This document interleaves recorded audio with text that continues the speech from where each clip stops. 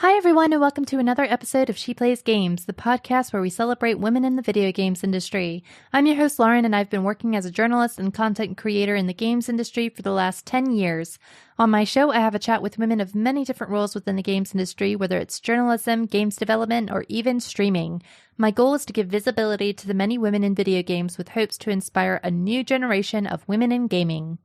Before today's episode, I'd like to give a big shout out to our SPG Patreon supporters, Leah Dungay and Jean Leggett. Thank you so much. By supporting the SPG Patreon, you're helping me to grow SPG even more and covering costs for things like hosting and transcriptions.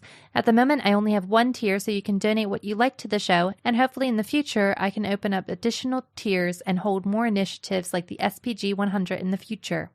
Also, anyone who signs up will get a shout out like this on future episodes and in the episode pages. If you'd like to check out our Patreon for yourself, it's patreon.com/sheplaysgames. On today's episode, I'm speaking with Charly Harbord. Charly is currently a PhD student at Abertay University, where she's looking at the use of interactive role-playing games to enhance the learning of a second language. She is also helping women in games build out their esports offering, and having traveled a ton, Charly is a huge advocate for inclusivity and protection of culture within video games. I really hope you enjoy listening to Charly's story. This is episode 43 of She Plays Games.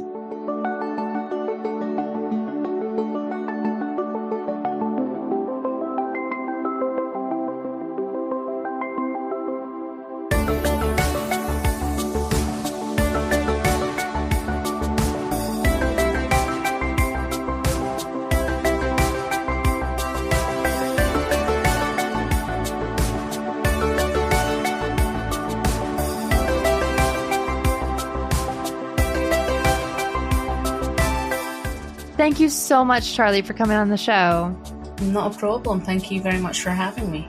It's so amazing because I actually got to meet you through She Plays Games as well. Like you're one of our mods, which is just fantastic. Like, thank you so much for joining me on this magnificent adventure that we're on.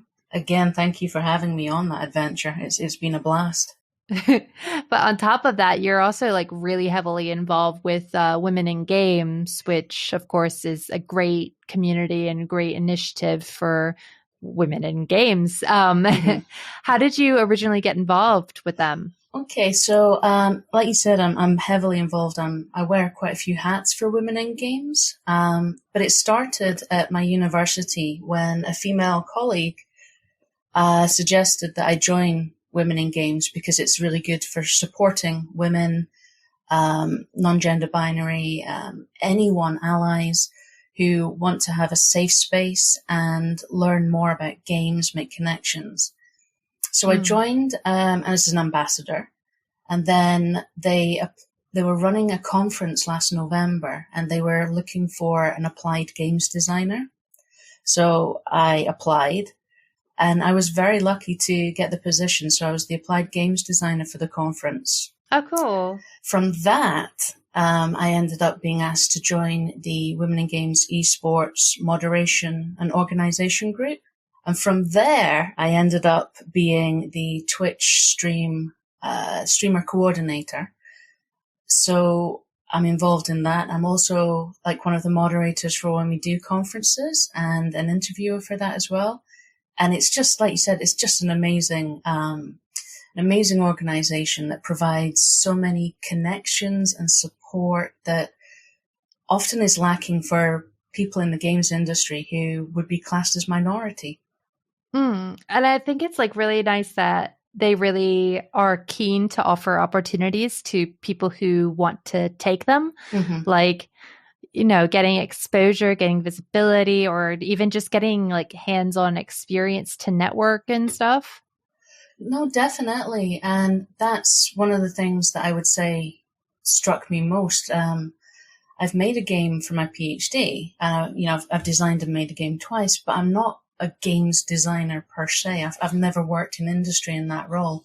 And they took a chance on me because that's what they're about. They're about supporting people and helping people get that leg up, that foot in the door, and giving them the chance to learn and have experience. So yeah, I mean, if anything ever comes up from women in games, I would always suggest that someone applies because you just never know. Yeah, if like even if you don't get like what you initially want, like you'll find a place where you belong in women in games.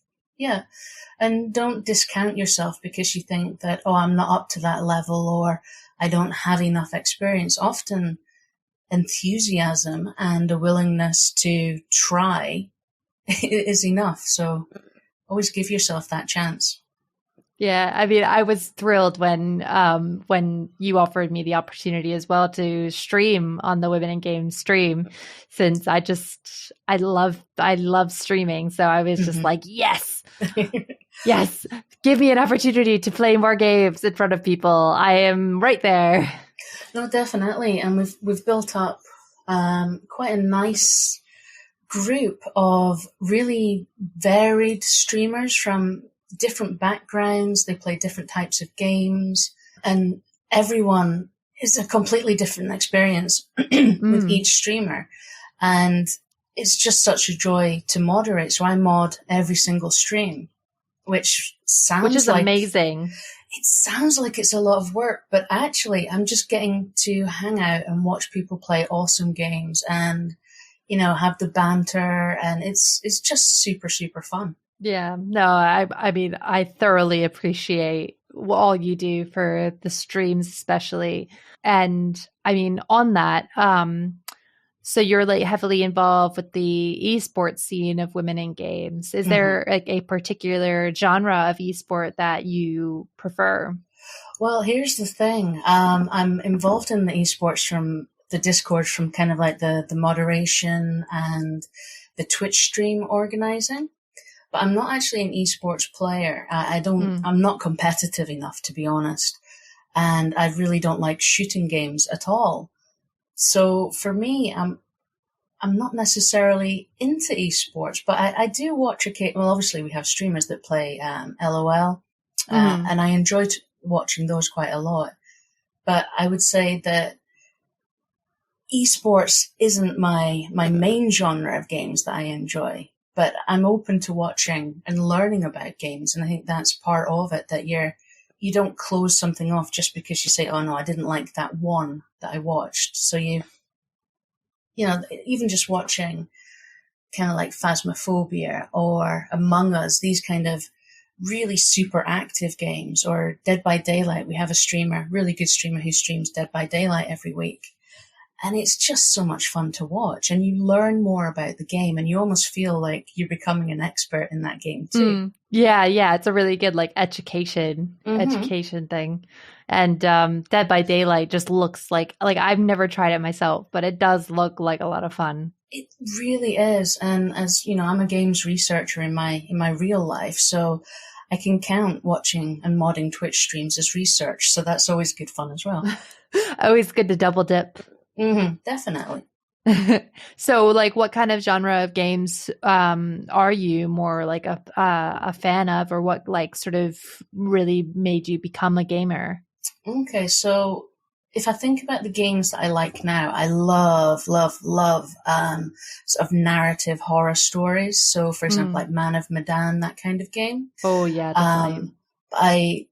Survival horrors like the Silent Hill series I just adore those. And I'm really into, and this is such a niche one, anthropomorphic noir detective games. Like Black Sad is one of the best games out there. And I'm desperate for them to make a sequel to that. But what got me started was my dad. He was a geek, but he worked offshore on the oil rigs. And so 2 weeks he'd be away, but 2 weeks he'd be home. And we had every computer, every game as soon as it came out. And I would spend many, many, many, many hours with him playing Hitchhiker's Guide to the Galaxy on the Amstrad. And that game, because I knew Hitchhikers from the TV series, from the books, but the game and how a narrative works within a game, that really engaged me. And it's still a game that I would go back to, even just with, you know, the black screen with the green writing. And the frustration of having to get things exactly perfect for it to work. but I have such fond memories because it's tied to such an important part of my life. So for me, I would say that's what really got me started. It's like the Dark Souls before the Dark Souls. It's like you had to getting through those kind of games were just like I can't like it's just so hard to have been able to do that even like without I think about like playing through games without like game FAQs or like walkthrough guides and stuff, and it's just like how did we do it? Yeah, but also you didn't, if you died the whole game, you had to start the whole thing again. Yeah. So as you played, there was that really weird thing that your play style would become slower and slower, almost like you were playing through treacle, because you were too scared to get too far into the game or almost to the end and then die and have to go all the way back to the beginning. Yeah. I remember we must have spent about 3 weeks trying to solve the Babelfish puzzle within Hitchhikers, because you have to say the exact correct words. You can't just say take the fish and put it in your ear. And that was so frustrating, but also so, quite a really good bonding moment for the both of us, because it's something we looked back on many, many years later. Oh, do you remember? Oh my God, what were we thinking? Yeah, I guess that's the thing that's like what kind of has been taken away in recent times with like sort of people like there is the point where you just sort of think like, okay, well, it's great that we have access to people to be able to finish these games now, but it did kind of took out the building experience of like, you just need to get through, you need to be able to solve this in order to go forward. Yeah, no, definitely. And, I'm very old. I'm 45 now. So that's not old. Well, it feels old in the morning. Oh, bless you. But when you played a game back in the day, there wasn't Google. So you couldn't quickly go onto Google and find out how to solve a puzzle. You just had to keep trying and trying and trying and trying. Yeah. And that's something, and I've watched streamers now and they're like, oh, hang on, pause. I just need to have a quick check on Google so I can work. Which is absolutely fine because I do the same thing. But back in the day, you couldn't. And yeah, I mean, rage quitting. There's games that I've rage quit and just never, ever come back to because of it. Yeah, no, same. I mean, it's going to sound really sad, but it was like a game that I played when I was in 5th grade. So this was when I was about like 11 or 12. My dad got me this like Jumpstart game, which was like, it was just an educational game. Like it was just a normal like educational game. But I got to a point where I legitimately could not, like, you had to do these crossword puzzles and you had to use, the clues were for things that you would find around this museum that you were in. I could not figure it out. I couldn't. I was just like, I've looked at everything in this freaking museum, and I swear I still attribute it to my failure in school. My mediocrity in school is all attributed to not being able to finish 5th grade Jumpstart, like, honestly. But yeah. And at the moment, I mean, you're going towards your PhD in game and arts. And you also have a degree in Mandarin and Chinese studies and a master's in education. Like, what encouraged you to go back to school to pursue your PhD? Oh, yeah. So it's a weird journey. So my degree I got while I lived in China at university out there while I was working, and did my degree whilst working. And then my master's I got from University of Dundee. And that was whilst I was working back here in Scotland. I was working as a teacher, which was a terrible job for me because I really don't like children. I'd love it. Yeah, well, after 4 years, I'd had enough. So, but then I moved back to Dundee, and I went to Abertay University to work. And whilst I was here, I had graduated from my master's, and I thought that I had more to give because my master's thesis was about Mandarin language and dyslexia. And I felt that I'd only just sort of touched on the topic. So I started off with a PhD, or doing a PhD in psychology. But it was turning into something I didn't want to necessarily follow. It was very quantitative, and I have dyscalculia, which is number dyslexia. So it was becoming more angst-ridden than it needed to be. But I had strong ties with the games school at Abertay. And I'd put to one of my friends, like, if I did the same research, but made a game, do you think that would be a good idea? And they said yes. So I moved from psychology into games and arts. And I'm doing my PhD because it's a subject that I'm really passionate about and I absolutely love. And if I wasn't doing a PhD, I would still be doing this research anyway. And so it wasn't ever really a question of, it's a big step to do this, or it's hard work. It was just, this is something I really enjoy. I love games research, and particularly my field where I have a little niche that I've carved out for myself, focusing on Mandarin and English as second languages in games, but also Indigenous language in games. And I feel really comfortable in that little space that I've made for myself. And I just really, really feel passionate and love the subject. So it's just a natural progression for me. Plus, I heard when you become a doctor, you get a really nice cape, which is what I'm hoping. And you get to... It would just appear. Yeah, definitely. I want a cape with moons and stars embroidered on it in gold. And you get moved to first class all of the time on airplanes. That's what I've heard. So I think that's a really cool rumor, and I really, really sincerely hope that that's true. I know, right? But best of all, I get to say, "Oh, I'm Charlie Harbord. I'm a doctor of games." Yeah, right? You're Dr. Games. Dr. Games. I can't fix your broken leg, but I can tell you all about Pokemon Go. It's like, help me, this person is choking. I am a doctor, but of games. Exactly, so I can take your mind off the choking.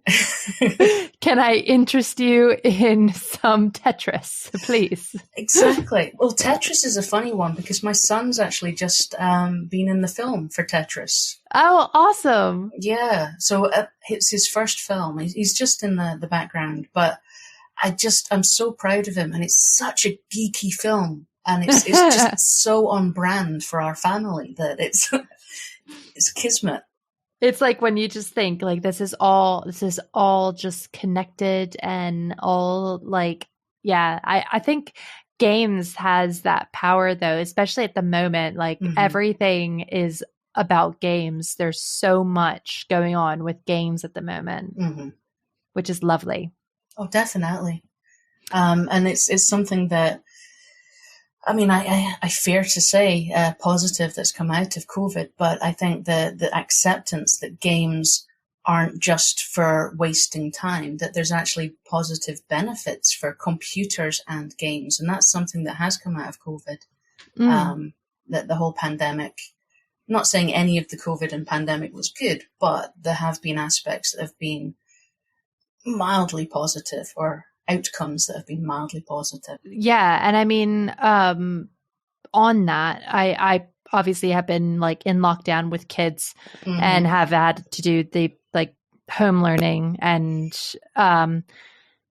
it's been tough. I can imagine. It's been tough, but it's something that I know that you've had some interest in as well, in the terms of just like making learning through play more of a thing. I think like there's still a lot of people who haven't really caught on to the idea of that, like kids learn best when it's game focused and that sort of thing. I mean, considering like your experience, how do you feel it best for us to sort of change people's perception of what like learning should be? Well, I mean, there's an old adage that a happy student is a student that learns. And you can think about, I mean, anyone can think back to their school days, or if you're still in school, think about it. The classes you enjoy and that you feel that you can engage with, you generally do better with them. I don't know anyone that hated maths entirely but still got an A. And so it's that kind of, I mean, I don't necessarily think the term gamification is right. You know, you can't just put a leaderboard and rewards and say now maths is fun, because that's not what happens. But we can use, and I think this is part of my own research, but part of something that's come out of the whole pandemic around the world. People have realized that there's a lot more that games can give. Now, I'm not saying just put your kid in front of Minecraft and they will learn engineering. But if there's something they're learning within a class curricula, then the game of Minecraft can be used to enhance that. Or you can use Minecraft to teach certain elements that, physics or building. So there's ways that games can be used to enhance learning that teachers have done. Because, you said you've been looking after and teaching your kids. Being a parent is one thing. Being a teacher is a very, very different thing. You don't have that same relationship with your children. You have the mom role, the dad role, but you can have the playing aspect together. So it's something where you could enjoy a game together and almost, learn by secret, like you're kind of teaching your kid by osmosis. They don't realize that they're learning. Yeah. And that's really good. And that's why language is really good for a second language, is really good to enhance with games, because it's that level of immersion that people are involved in. So then they're not thinking about that. Oh no, if I say this, it's going to be the wrong word, or people will laugh at me, because they're so involved in the game. They stop caring about, if they're going to make a mistake or not.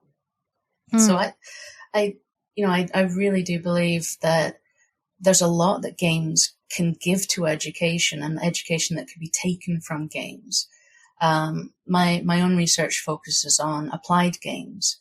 And from my point of view, I think an educational game should be a game that is designed with educational factors, and the design of the game and the educational targets should be completely intertwined and worked on at the same time.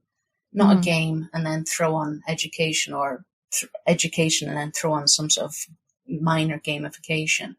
And that way it's a more immersive, more genuinely fun experience, as opposed to enforced fun. Yeah, I mean, like Daryl actually has a game that he used to help him learn a bit more Japanese. Granted, it could have had more to it, but it was called. Have you ever heard of LRNJ? No. It's like a JRPG, but it just teaches you about like Japanese, and you fight against like kanji and stuff. From what I can remember, the small bit that I've played. But it is that sort of interesting. It was a really fascinating concept, in the sense that I could play this game and then like I at least have more of an understanding. But I think like if that kind of game was taken further, like I feel like it could be something, like where you just sort of think like it could take me further into my study of Japanese, because like you have to learn both like sort of formal Japanese or formal language, and then also like conversational, and the conversational side was not very prominent in that. And that's such a fine line, but that game was really good for like just kind of learning symbols and stuff. Definitely. I mean, I do actually remember that game, because I was an advisor on a student's master's thesis, and he was making a game for Japanese learning, and so that was one of his research games. Yeah. But I bought years and years and years ago, when the 3DS first came out, and we were living in China, I bought my son a 3DS. But what I hadn't realized was we got it so early because it was a Japan import, so it was regionally locked to Japan. Ah, which interesting. meant he could only play Japanese games, but he wanted to play it straight away.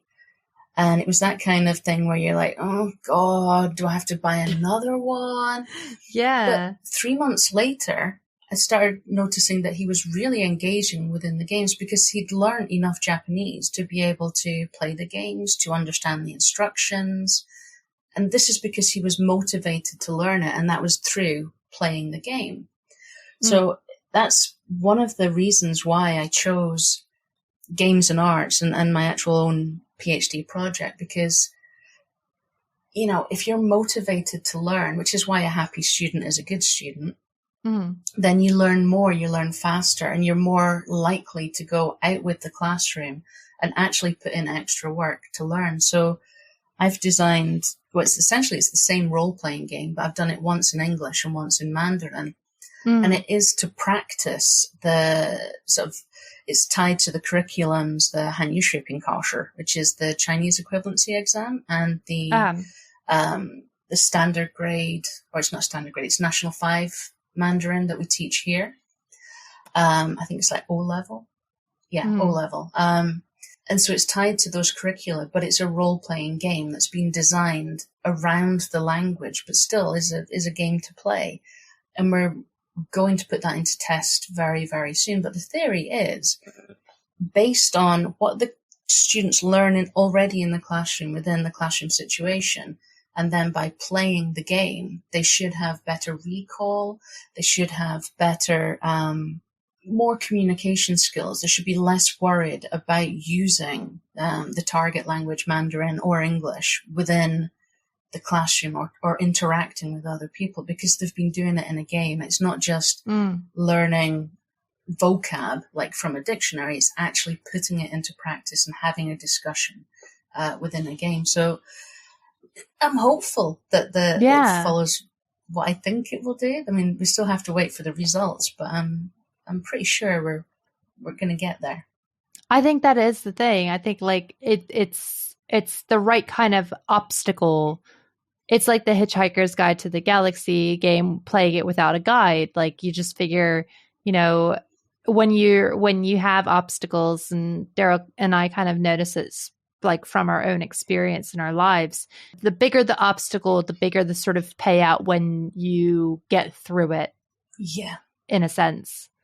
And I think that is really that is really great. And like I know quite a few people who've like learned Japanese through like watching shows and stuff, and you know, like having the Japanese subtitles on. But like I feel like I never feel like I have the attention span for that. Like I really admire the people who are able to just watch and consume anime and figure it out. But I think like a game is something where that would enforce me more to be able to learn to absorb the language rather than just watching. Yeah, it definitely would, because so when I was a kid, you know, people would think nothing of a kid getting up on Saturday morning and just sitting in front of the TV. Yeah. And evenings are spent in front of the TV. And that's a passive skill. But then nowadays people are comparing computer games and playing computers or consoles to the same kind of thing. But playing a game is an interaction. And, you know, nowadays kids, particularly through the pandemic, have been antisocially social. So they're antisocial in the fact that they're staying in their bedrooms or whatever room, but there's being social online. And that's been, it's almost been a lifeline for a lot of kids and a lot of adults as well during the pandemic. But you're putting active skills, so you're not just sitting there and letting, say, a Japanese anime wash over you. Yeah. You're physically interacting with a game and learning, you know, so when I do this, it jumps and the text is in Japanese, but now I know that text means jump. Yeah. And so it's a different part of the brain that is processing all of this kind of muscle memory and active skills as opposed to just a passive skill. So there is a lot, you know, you use your brain a lot more playing a computer game. Obviously there's hand-eye coordination that can be improved, there's problem solving, there's observation. You can think of so many different benefits for computer games, but you can justify anything if you try hard enough. But I feel that the justifications for games actually aren't that difficult to justify.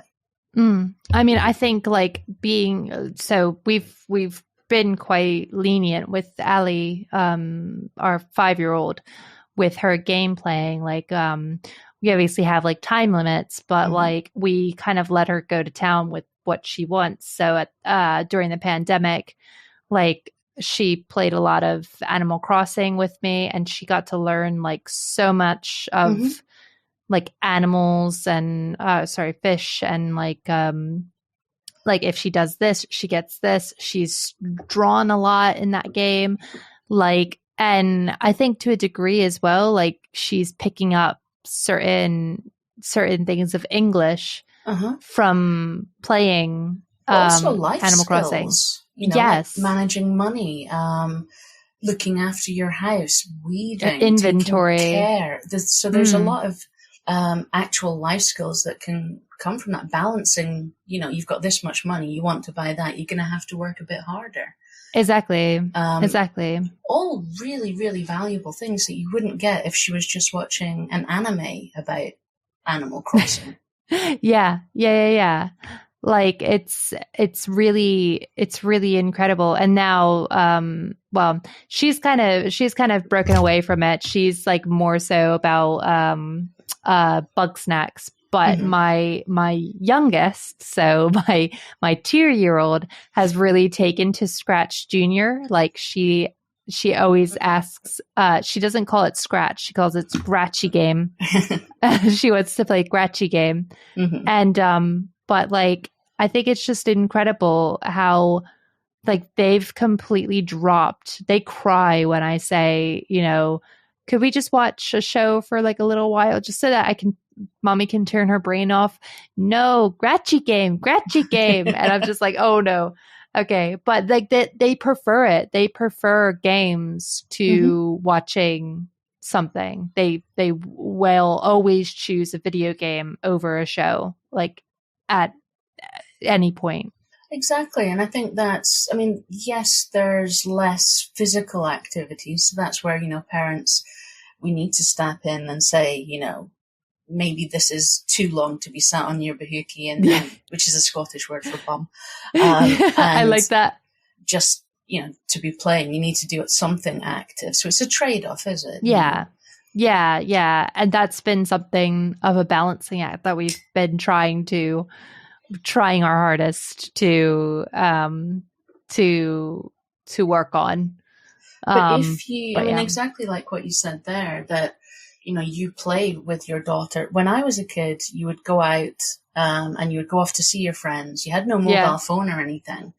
Your parents, you told them where you were going and what you were doing, but that was as much as they knew. Yeah. And then when the street lights came on, you had to go home. Now, my parents, I'd never said, hey, I'm going to go hang out with my friends, mom and dad. Do you want to come and hang with us? That would be weird. Yeah. But now a parent can join a game with their kid. Yeah. You can play Animal Crossing with your daughter. You're almost being invited into their little social world. And that's something really, really special that just hasn't happened before. And particularly, again, within the pandemic. Parents have started playing World of Warcraft with their kids, or Dota 2, or LOL with their kids, or Among Us with their kids, and also with their kids' friends. So it's this level of social interaction, and not checking up on your children, but being included. And as a parent of a 21-year-old, I'm not included in his life now because he's grown. He doesn't want his mum there. Yeah.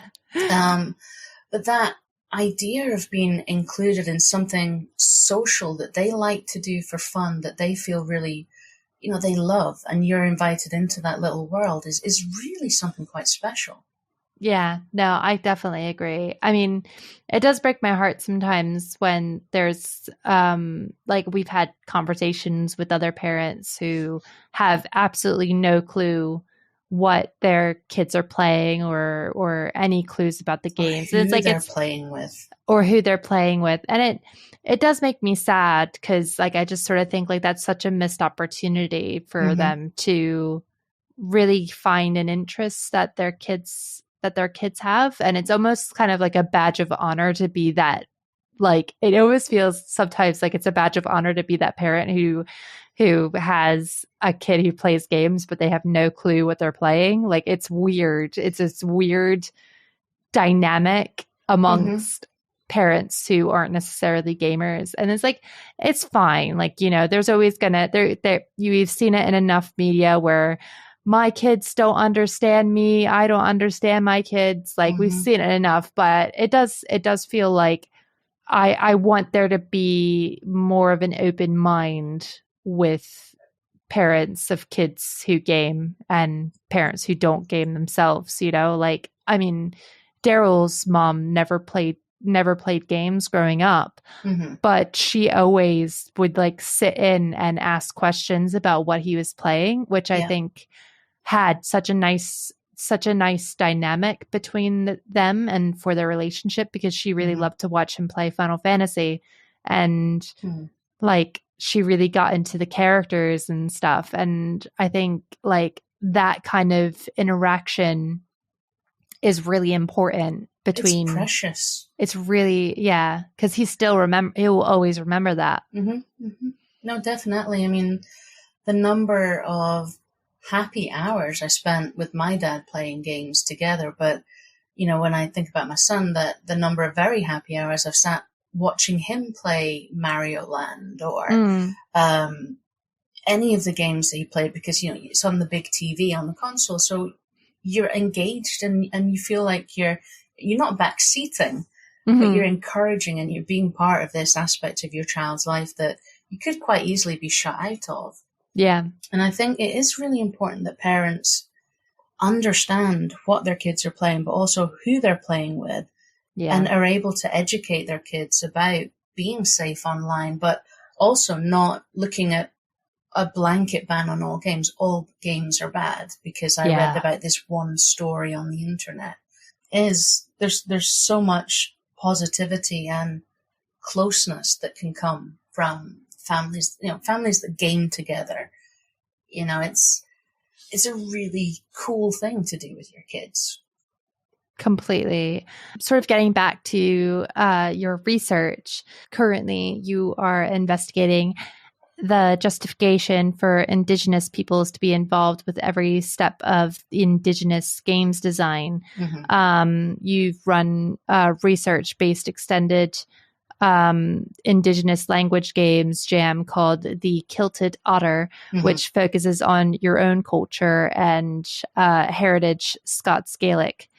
What led you to pursue this in particular? So again, I mean, my whole life and all of exactly where I am right now is entirely down to me saying, what's the worst that can happen? Yeah, okay, I'll give it a try. And someone saying, do you want to try this? Or do you want to do this? And me saying, yeah, okay.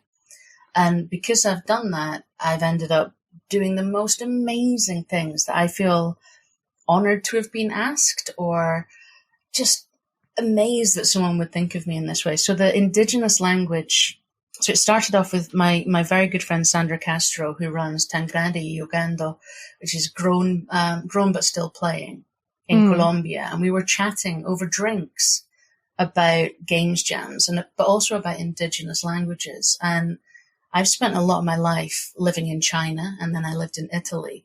And I've spent so long focusing on other people's languages and other people's cultures that I realized I've done nothing for my own language and my own culture as a Scot. And so over drinks, we said, well, we should do a jam. I should do an Indigenous language jam for Scotland. And so we came up with the idea of the Kilted Otter.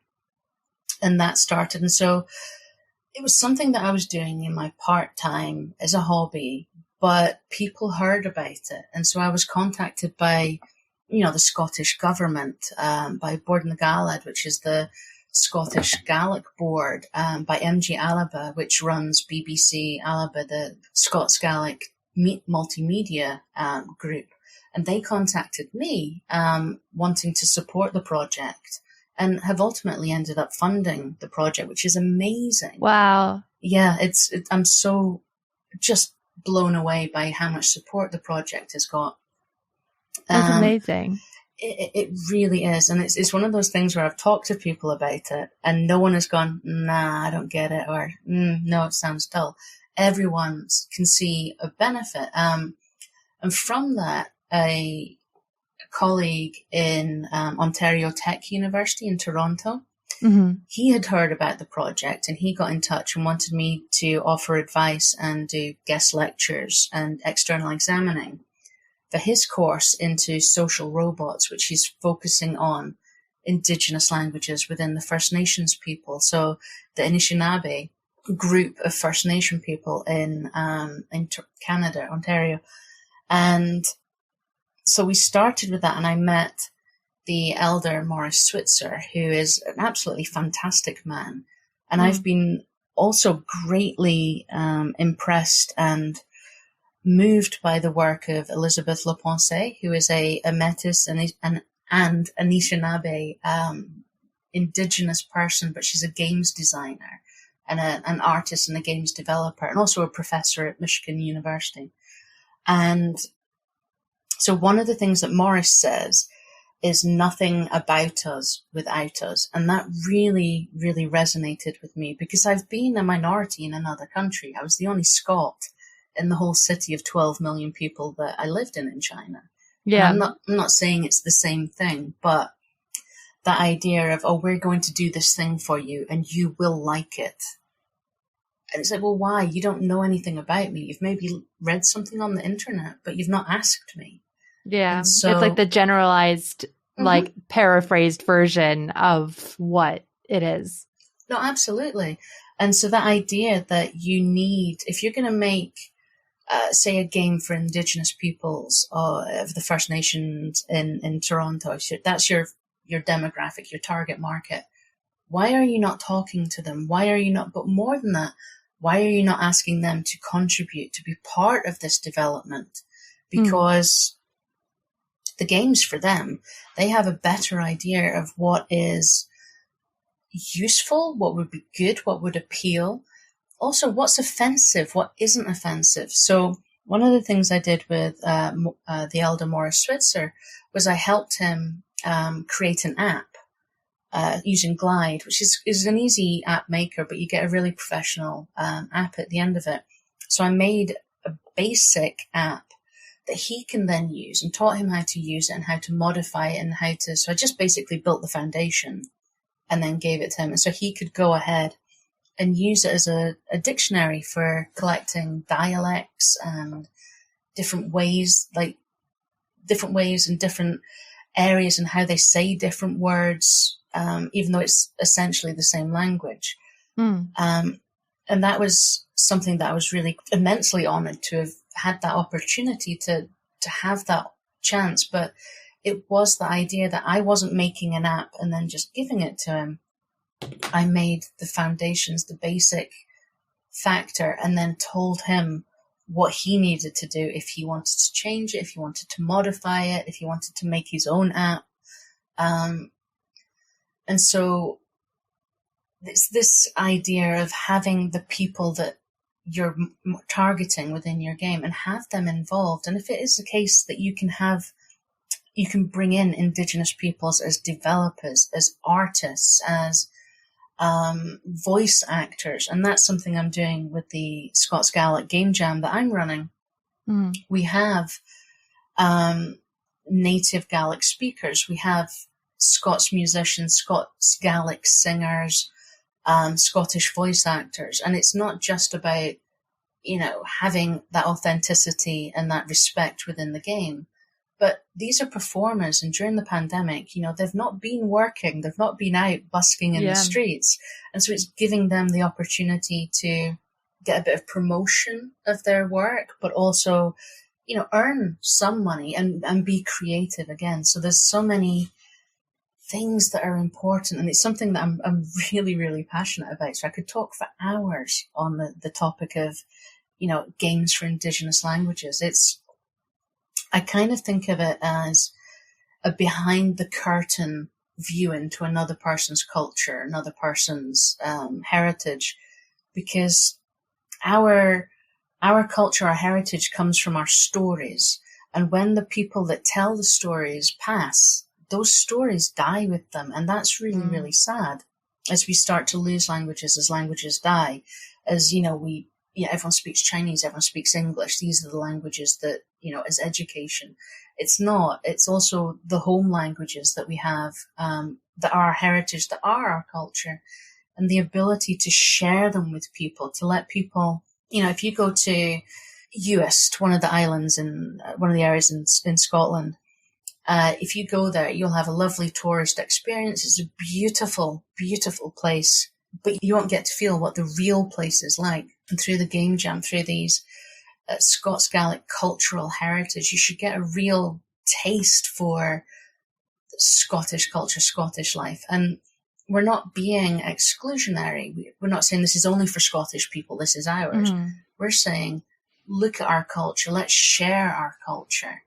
So this year, it's just Scots Gaelic because we've only just started and I don't want to do too much. But next year, we will be having Anishinaabe First Nation peoples, maybe Ojibwe language. We'll be having a group from Mexico for one of the Mexican indigenous languages, and also China are wanting to be involved. So we've already got getting people signing up for the Kilted Otter next year, which is really exciting as well. Yeah. No, I think that sounds incredible because I think it is too often, you see it enough in movies where people are not getting an opportunity to play in a film that is about their own culture because they decided to go with somebody who was, I don't know, white and whatever. It's just, because they're a bigger pool. I mean, if you think of Doctor Strange and Tilda Swinton, it caused so much upset. Yeah. And you can see why, if you know the actual story, it's not supposed to be a white woman. As fantastic as Tilda Swinton is. Yeah. Yeah. And that's part of the issue. I mean, I have to, one of the things that I am extremely thankful for is having the opportunity to work at Abertay University, and more than that, to have that opportunity to work in the School of Design and Informatics, because I've had so much support and just mentorship from, my boss, from my friends who work there, that I basically turned up and said, look, Mr. Boss Man, I've had this idea. These people want to give me money. Can I do this through the university? And there's not been a single roadblock put up. It's like, yeah, how can we support you? How can we help this happen? And I understand not everyone's in such a great situation as I am, but I couldn't have done this without Abertay, the support of the School of Design and Informatics, for sure. It would still be me diddling away at it of a weekend.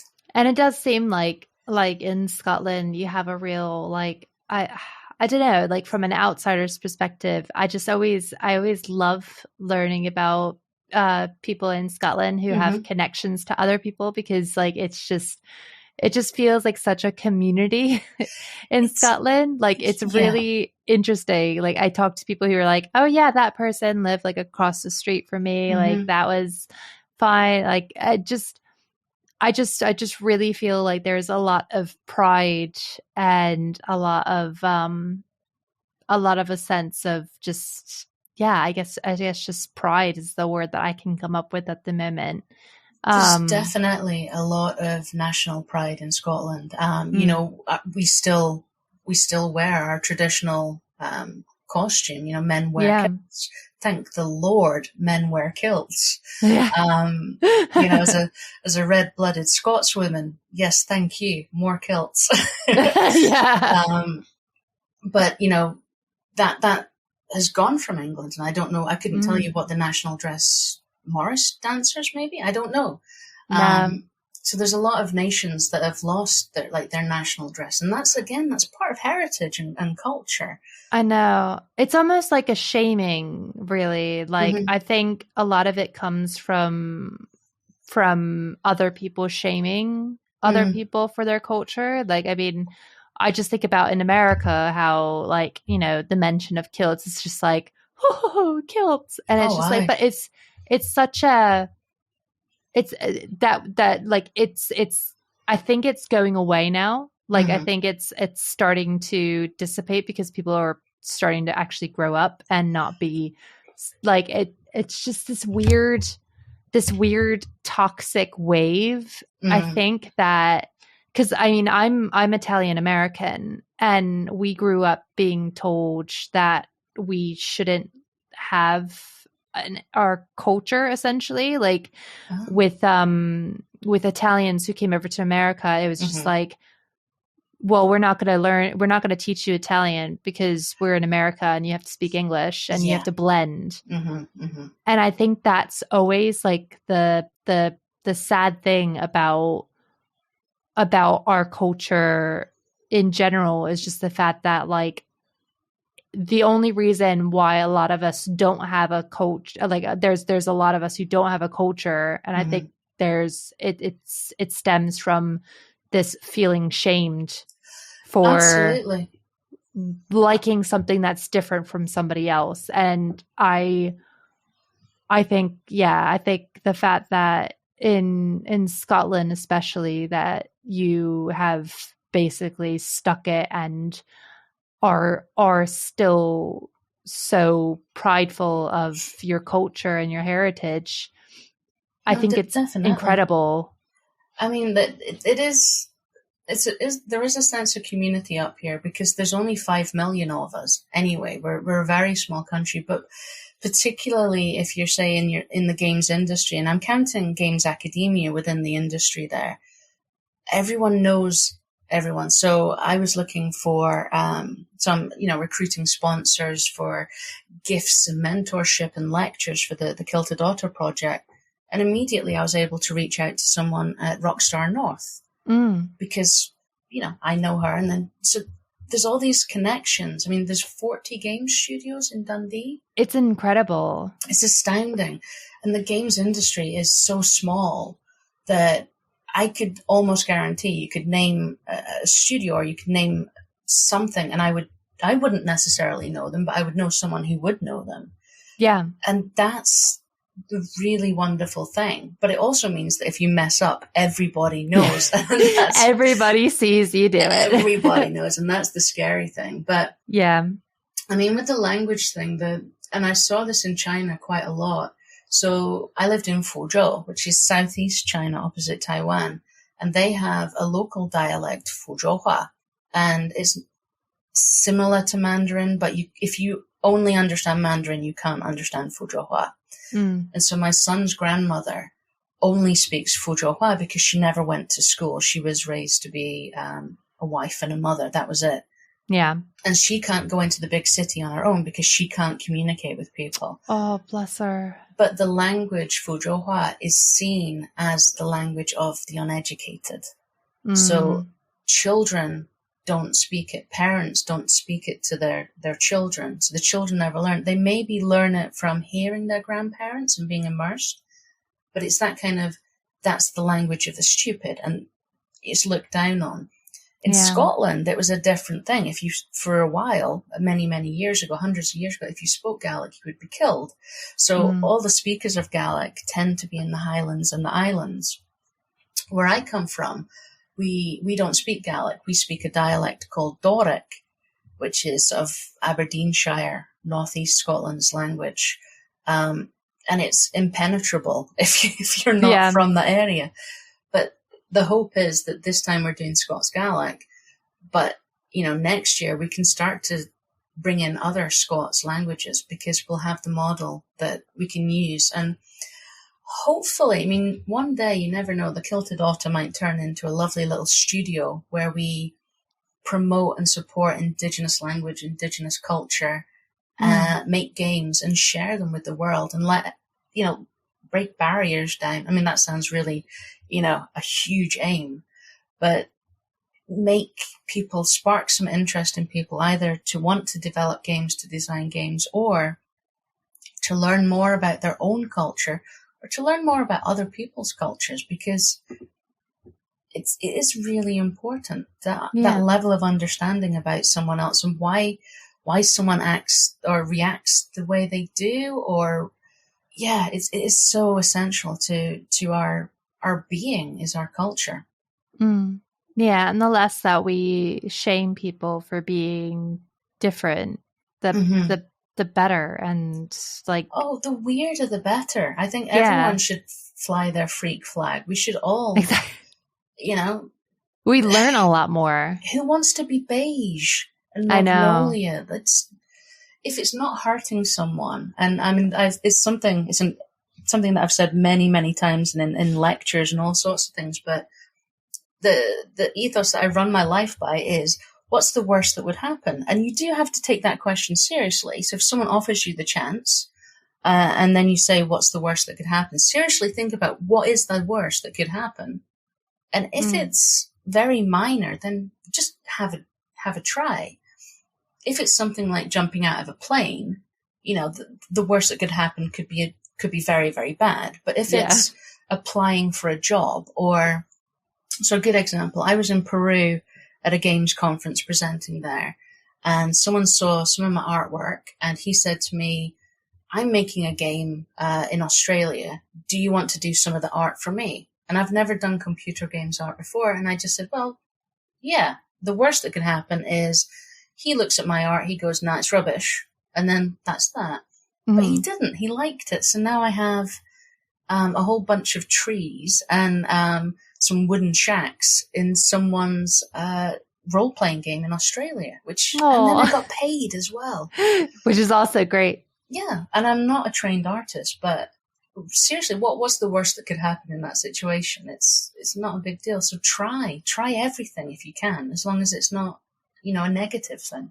Yeah. No hardcore drugs, guys. No. I mean, heroin, I would say possibly don't try that. But, that new flavor of Diet Coke, give it a try. Yeah. And I think, in going back to sort of the women in games ethos, something else that really resonates with me is that as women, when one of us succeeds in the games industry or in games academia, all of us succeed. We're standing on the shoulders of each other. And so I really, it's not a competition. We shouldn't be pushing or kicking each other down. We should be reaching back and helping each other to come up, because, there is someone who's going to be better than you, and you can help that person be better than you. And I think maybe that comes from being a teacher, that, you don't want your students to reach your level. You want them to exceed, to fly. And I think as women, we need to maybe think about that a bit more when we're dealing with sort of these situations that come up. We should always have positivity towards each other if we can. Yeah, completely. I mean, I've been seeing it like a lot more recently, and maybe just because of what She Plays Games really represents of women who are supporting other women, and just people supporting other people. And it's been such a nicer atmosphere when you see this kinder side of the internet and the world. And like there is a place for like everyone at any table. Absolutely. And it's groups like She Plays Games and Women in Games and Womanize that aren't these kind of angry feminist rage grounds that maybe an outsider might think about. They're actually really lovely, warm, supportive atmospheres that, you can go in there and you can be honest and you can be open, or, you can say, I have this experience and someone's asked a question, so I'm going to help them. Yeah. And I think what you've done with She Plays Games is amazing. And it's such a wonderful family feeling group, and that's what it should be like. And there is no sense of competition in there. There's, no one said, can you help me with this? And it's been like, well, no, because that's the field I work in. So no, it's very open and helpful and supportive. And I really, really do appreciate that, which is why, I was very, very happy to become a mod on there. Oh, thank you so much. Because it's really good work, and we need these spaces. And again, it's not just for women. Yeah. And the same for women in games. It's not just for women or female identifying or non-gender binary or gender fluid. It's for everyone. Allies. We have male allies that are within women in games because, they want to learn. They want to be able to help women. And I think that's really important that we remember that it's not us against them. We're all in this together. We should all try and support each other as much as possible. Absolutely. Yeah. And you only can learn if you are given the chance to be a part of the conversation. Definitely. So I have one final question, which is, once you've finished your PhD and become Dr. Charly, with your cape as well. With my cape, yeah. What would be your ideal role in the games industry? Ooh, that's a tricky one. So research is something I love. And then not just because a lot of my research involves playing games, and that makes it, it's okay. I can play a game because I'm actually just researching. But also, I guess I love being in that point where you can think about how a positive spin can be put on games, or how a game can be beneficial for a community or for a people. So games design, I guess, is where I would like to be, but I wouldn't want to leave academia because I really enjoy it and I feel very, very comfortable there. I mean, I loved making game art, and I would, once my PhD's finished in about 6 months, fingers crossed, I'm definitely going to get back into doing more art and, maybe sell assets. I don't know, but that kind of exploration. But I don't think I ever want to work in big industry because crunch doesn't work for me. The idea that the Kilted Otter develops into something that eventually could turn into a studio is really attractive. The idea that you can have just all of your most favorite people, all of your friends working together to create something that has such a beneficial effect on potentially on the world, but on people and on, that would be really nice. But I would always get my hand in with the research, because research is never finished. That's the thing. Yeah. I mean, I did my lit review, my literature review for my PhD. I did that first, which seemed like the right idea. So that was done like 2.5 years ago. But now there's always new papers coming out. So it's like, oh man, I've got to go back and update it. Yeah. So, and I know even if when I've finished and once it's all gone through, there'll be new papers I can add to it. There'll be new areas of research. And I think there's a lot of funding now, in Scotland and around the world to fund games, particularly like social and performative games or, applied games, because like it or not, we're not going to be going back to normal. I don't think, where companies have realized that if they don't have people in the offices, they don't need to heat or light or whatever for the offices. It's cheaper. Yeah. People like it because you don't have to put on clothes every day. You can sit in your pajamas. You can be naked. If you really felt frisky, you totally could. For mothers, just because you've been up all night tending to your ill child, you don't have to take a day off work. You can just start your day later. Yeah. So I think this idea of how games and digital media have become so important in our lives and have offered so many alternatives to the norm, I think this is something that we will maintain and we will hopefully need researchers to look into, and that's where I will come in. on my, I'll have a white stallion at that point as well. And my cape. an extra layer to the doctor. Oh yeah. I mean, that's the postdoc. A postdoc must get a white stallion, I'm sure. I mean, I think I read this, either that or it was a dream, but either way, it was very real. It was, yeah. Oh, that's amazing.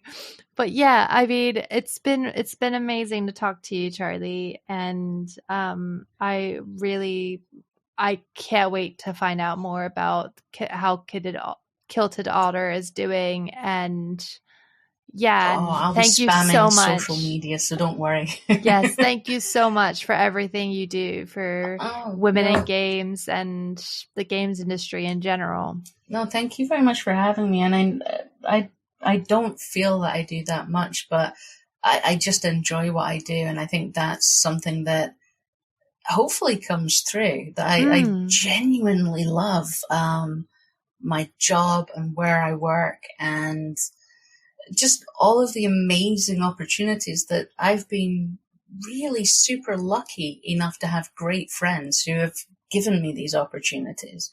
And also that, I just try. It's like, well, yeah, why not? Let's have a go. Yeah. And if that's a takeaway from this at all, I would suggest, just what's the worst that could happen? It's going to be my new slogan. It's a really good mantra. I mean, I must say it about 5-6 times a day.